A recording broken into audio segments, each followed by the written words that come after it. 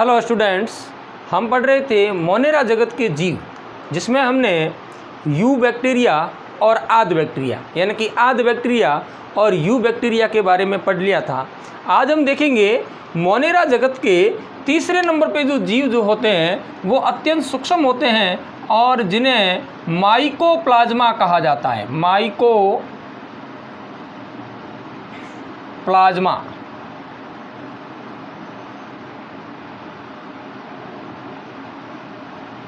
Mycoplasma कहा जाता है।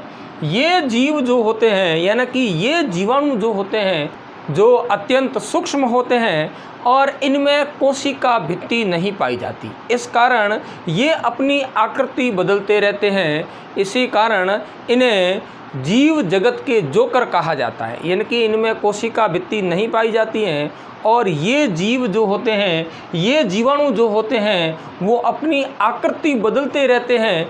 इस कारण इन्हें जीव जगत के जोकर कहा जाता है। ये जीवाणु जो होते हैं, माइकोप्लाज्मा जीवाणु जो होते हैं, ये ऑक्सीजन की अनुपस्थिति में रह सकते हैं, यानी कि अनऑक्सी शोषण करते हैं। ठीक है ना, ऑक्सीजन की अनुपस्थिति में ये जीवाणु रहते हैं और ये जीवाणु जो होते हैं वो प्राणियों के अंदर, पादपों के अंदर रोग कारक होते हैं। तो ये अत्यंत सूक्ष्म प्रकार के जीवाणु होते हैं। ठीक है ना, ये जीवाणु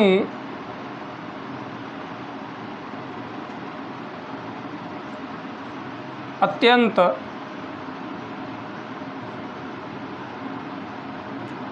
सूक्ष्म होते हैं।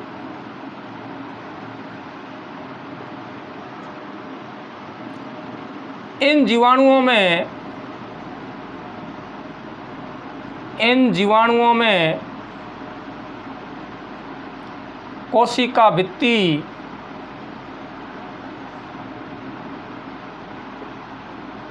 अनुपस्थित होती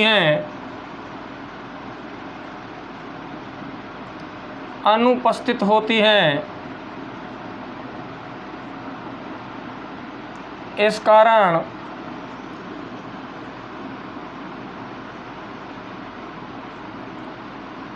यह जीवाणु अपनी आकृति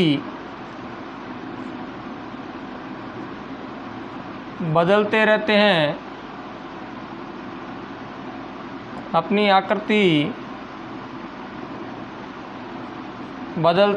हैं।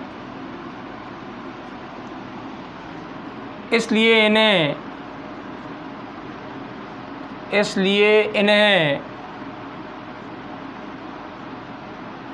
जीव जगत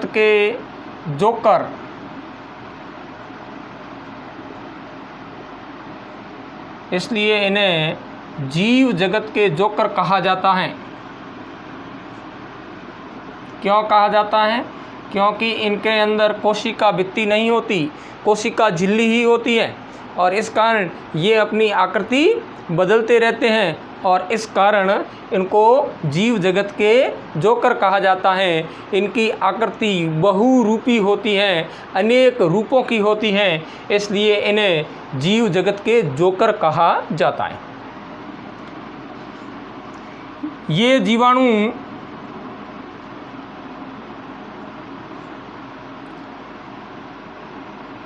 ऑक्सीजन की अनुपस्थिति में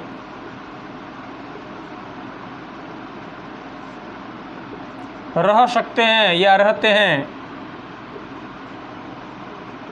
यानी कि इनमें किस प्रकार का शोषण पाया जाता है? इनमें अनऑक्सी शोषण पाया जाता है, यानी कि इन्हें जीवित रहने के लिए ऑक्सीजन की आवश्यकता नहीं होती है। ये जीवाणु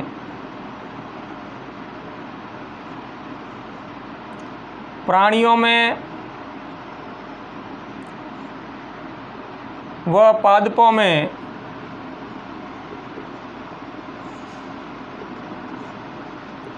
रोग कारक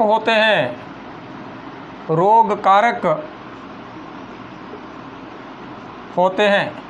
प्राणियों के अंदर और पादपों के अंदर अनेक प्रकार के रोग फैलाते हैं, ये होते हैं माइकोप्लाज्मा जीवाणु।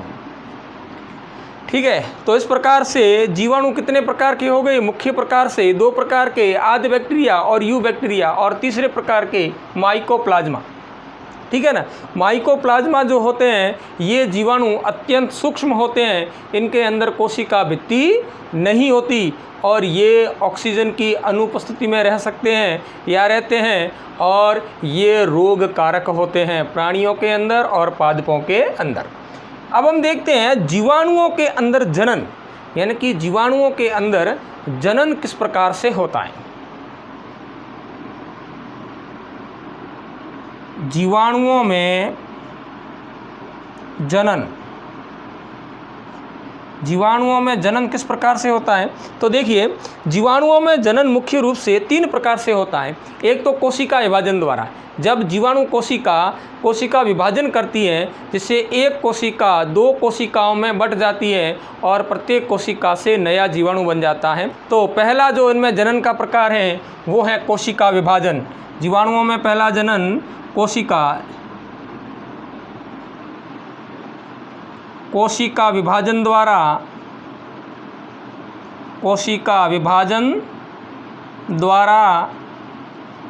प्रजनन।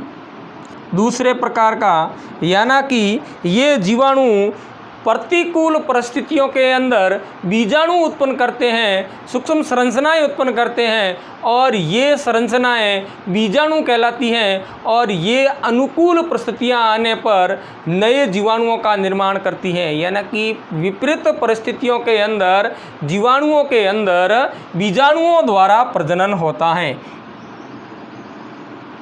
विपरीत परिस्थितियों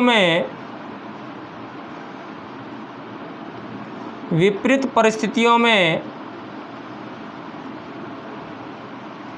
बीजाणु द्वारा प्रजनन, जैसे ही इनकी स्थितियां विपरीत होती हैं तब ये सूक्ष्म संरचनाएं उत्पन्न करते हैं या सूक्ष्म संरचनाओं में बदल जाते हैं, इन्हें बीजाणु कहते हैं। जैसे ही अनुकूल परिस्थितियां आती हैं तो ये बीजाणु हैं वो वृद्धि करते हैं और संख्या में बदलते हैं। तो इसे क्या कहते हैं? विपरीत परिस्थितियों में बीजाणुओं द्वारा प्रजनन कहलाता है। 3 नंबर देखिए, लैंगिक जनन या सयुग्मन द्वारा लैंगिक जनन।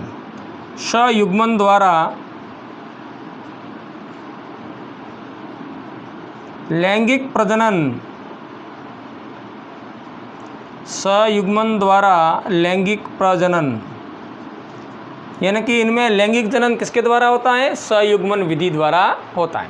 तो इनमें जनन मुख्य रूप से 3 प्रकार से होता है। कोशिका विभाजन द्वारा प्रजनन, विपरीत परिस्थितियों में बीजाणुओं द्वारा प्रजनन, और सयुग्मन द्वारा लैंगिक प्रजनन।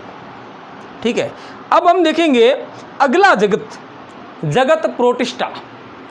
जगत प्रोटिस्टा या प्रोटिस्टा जगत। प्रोटिस्टा जगत, किंगडम प्रोटिस्टा।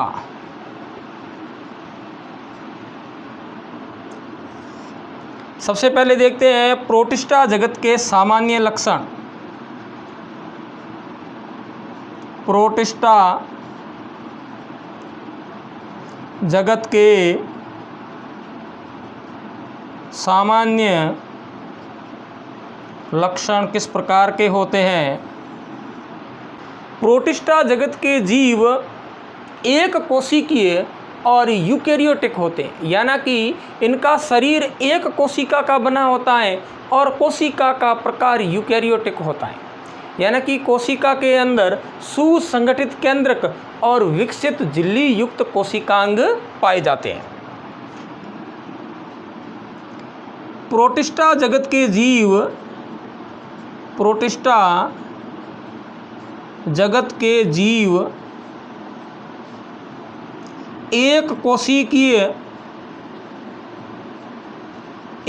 कोशिकीय व यूकैरियोटिक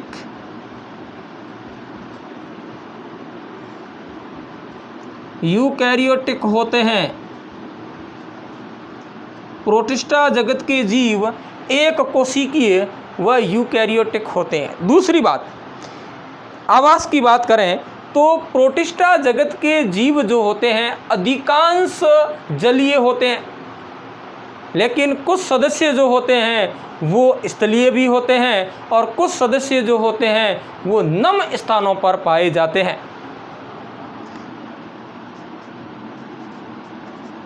प्रोटिस्टा जगत के अधिकांश जीव जलीय तथा कुछ सदस्य स्थलीय व कुछ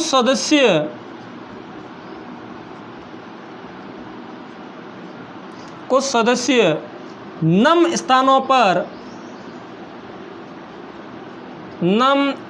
पर पाए जाते हैं। अधिकांश सदस्य कैसे होते हैं? अधिकांश सदस्य जलीय होते हैं, कुछ सदस्य स्थलीय होते हैं और कुछ सदस्य जो होते हैं वो नम स्थानों पर पाए जाते हैं। अब हम बात करें प्रोटिस्टा जगत के अंदर जीवों के पोषण की, तो प्रोटिस्टा जगत के जीव जो होते हैं पोषण की विधि के आधार पर अधिकांश सदस्य स्वपोषी होते हैं।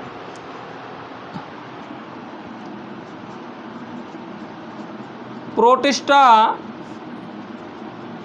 जगत के अधिकांश सदस्य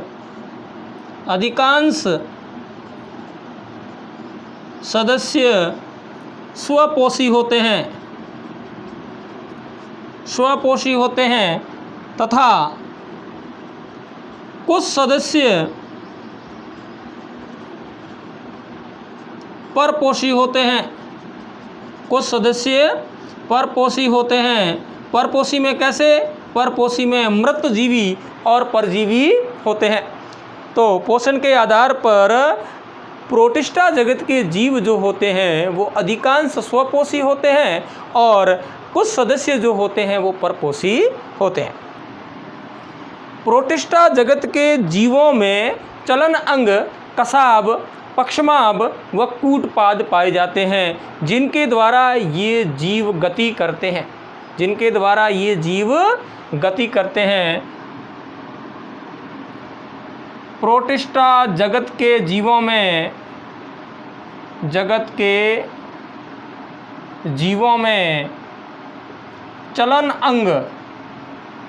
चलन अंग, कशाब, फ्लैंजिला, पक्षमाभ, सीलिया व कूटपाद होते हैं। ये चलन अंग इन जीवों में गति प्रदान करते हैं, इन जीवों को गतिमान करते हैं। अगला देखिए 5 नंबर, प्रोटिस्टा जगत के जीवों के कुछ सदस्यों में कोशिका भित्ति पाई जाती है और कुछ सदस्यों में कोशिका भित्ति अनुपस्थित होती है। इस जगत के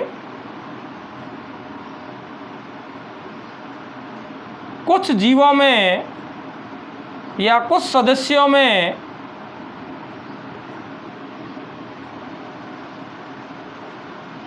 कोशिका भित्ति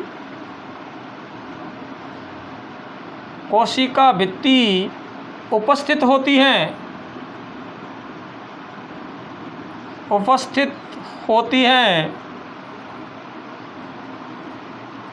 तथा कुछ सदस्यों में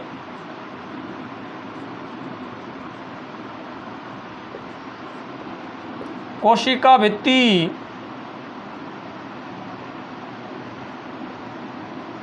अनुपस्थित होती हैं।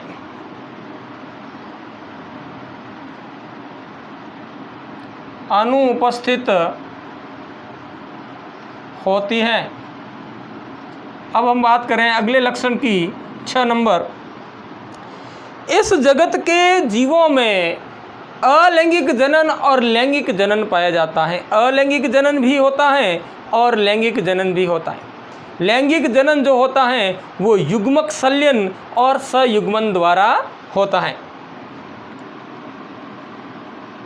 इस जगत के जीवों में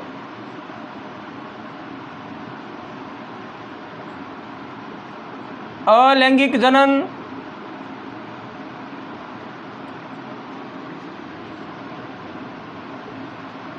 व लैंगिक जनन पाया जाता है। लैंगिक जनन कितने प्रकार से होता है? युग्मक संलयन द्वारा और सयुग्मन द्वारा। ठीक है ना। तो यह है प्रोटिस्टा जगत के जीवों के सामान्य लक्षण। अब हम देखेंगे प्रोटिस्टा जगत के जीव, कौन कौन से जीव जो होते हैं वो प्रोटिस्टा जगत के अंदर आते हैं। प्रोटिस्टा जगत के जीव, प्रोटिस्टा जगत में कौन कौन से जीव आते हैं? प्रोटिस्टा जगत के जीव में सबसे पहले 1 नंबर प्रकाश संश्लेषी प्रोटिस्टा। 1 नंबर प्रकाश संश्लेषी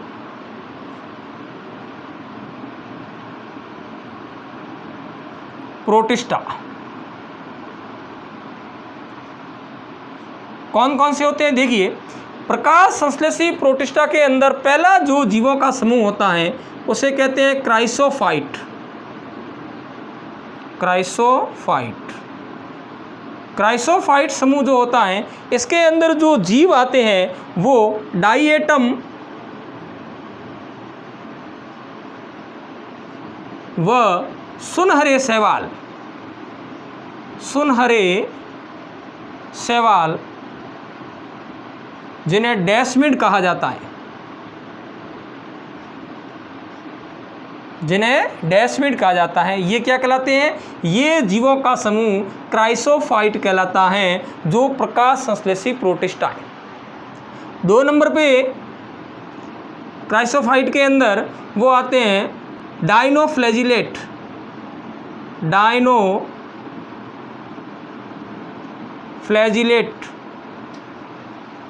डाइनोफ्लैजिलेट के अंदर गोनियालेक्स आता है। गोनियालेक्स आता है। ठीक है ना। तो डाइनोफ्लैजिलेट समूह जो होता है वो प्रकाश संश्लेषी प्रोटिस्टा है और इसके अंदर जो जीव आता है वो गोनियालेक्स कहलाता है। 3 नंबर यूग्लिनाइड।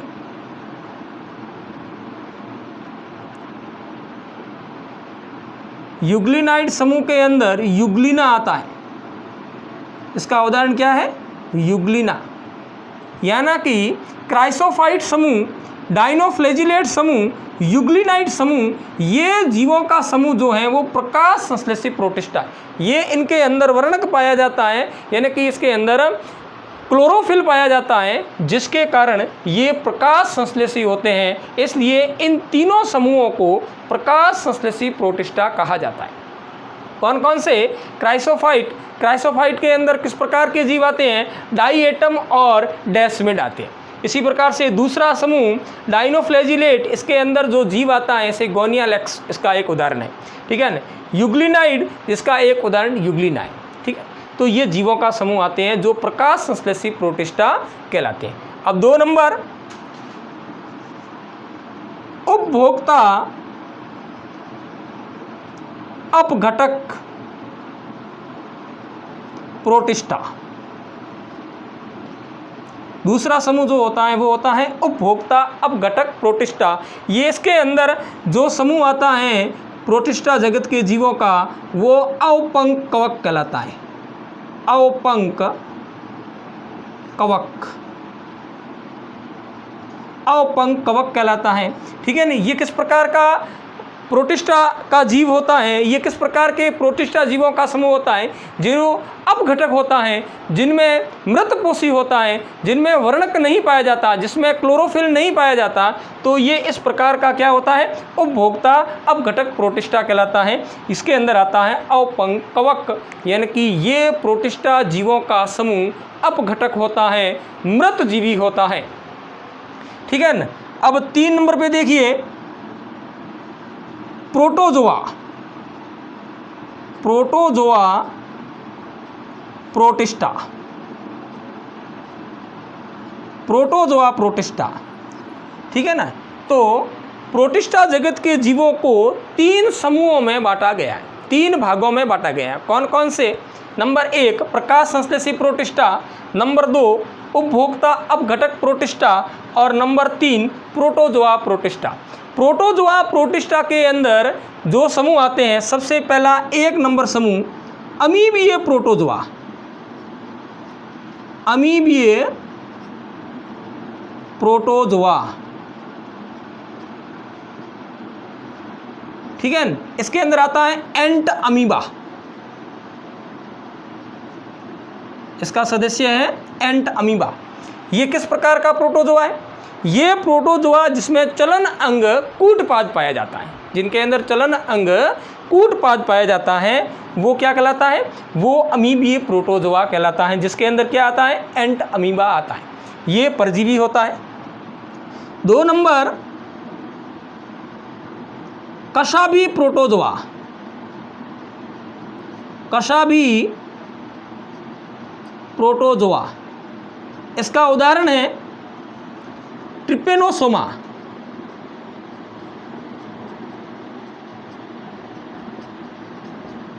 ट्रिपेनोसोमा ये वो प्रोटोजोआ है जिसके अंदर चलन अंग कशाभ पाया जाता है, जिनके अंदर चलन अंग कशाभ पाया जाता है। ये भी परजीवी होता है।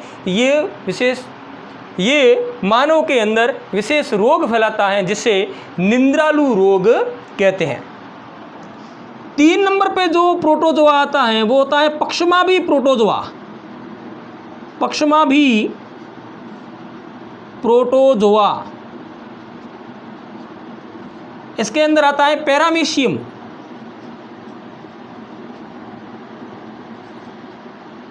पैरामीशियम पक्षमाभी प्रोटोजोआ के सदस्यों के अंदर चलन अंग पक्षमाभ पाए जाते हैं। चलन अंग जो होते हैं वो क्या पाए जाते हैं? पक्षमाभ पाए जाते हैं, सीलिया पाए जाते हैं। और इसका उदाहरण क्या है? पैरामीशियम। पैरामीशियम जो होता है ये पक्षमाभी प्रोटोजोआ है और ये भी परजीवी होता है। 4 नंबर पे जो आता है स्पोरोजोआ और स्पोरोजोआ प्रोटोजोआ। इसके अंदर जो इसका सदस्य है वो प्लाज्मोडियम है।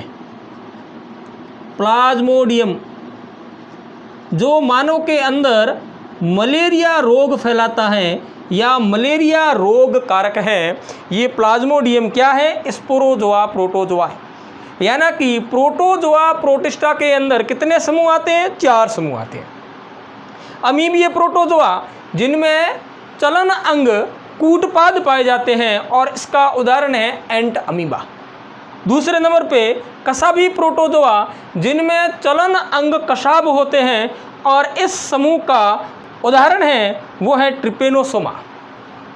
तीसरे नंबर पे पक्षमाभी प्रोटोजोआ समूह जिसके अंदर चलन अंग जो होते हैं वो पक्षमाभ पाए जाते हैं और इसका उदाहरण है पैरामीशियम।